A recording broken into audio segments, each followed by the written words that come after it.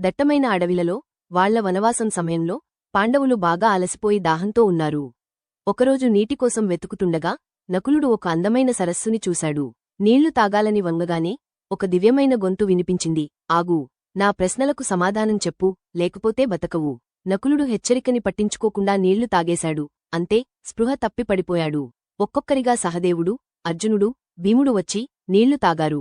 వాళ్లకి అదే గతి పట్టింది. చివరికి యుధిష్ఠిరుడు వచ్చాడు. తన సోదరులు కదలకుండా పడి ఉండటం చూశాడు. దగ్గరికి వెళ్తుండగా మళ్లీ ఆ దివ్యమైన గొంతు వినిపించింది. ఈ సరస్సు నాది. నీళ్లు తాగేముందు నా ప్రశ్నలకు సమాధానం చెప్పు.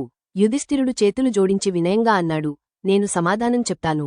యక్షుడి రూపంలో ఉన్న ఆ గొంతు చాలా లోతైన, జ్ఞానయుక్తమైన ప్రశ్నలు అడిగింది. అన్నిటికన్నా గొప్ప పుణ్యం ఏది? యుధిష్ఠిరుడు సమాధానం చెప్పాడు, సత్యమే అన్నిటికన్నా గొప్ప పుణ్యం. గాలికంటే వేగంగా ఏది కదులుతుంది?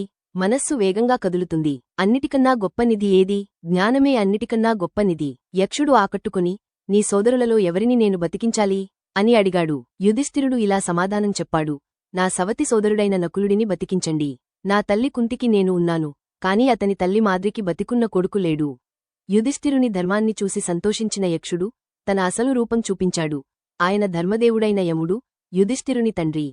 ఆయన పాండవులందరినీ బతికించాడు. యుధిష్ఠిరుని జ్ఞానం, వినయం మరియు న్యాయబుద్ధికి అతనిని దీవించాడు. నీతి, నిజమైన జ్ఞానం, ఓర్పు, న్యాయం మరియు ధర్మంలో ఉంటుంది. ధర్మంతో ప్రవర్తించేవారికి ఎల్లప్పుడూ ప్రతిఫలం లభిస్తుంది.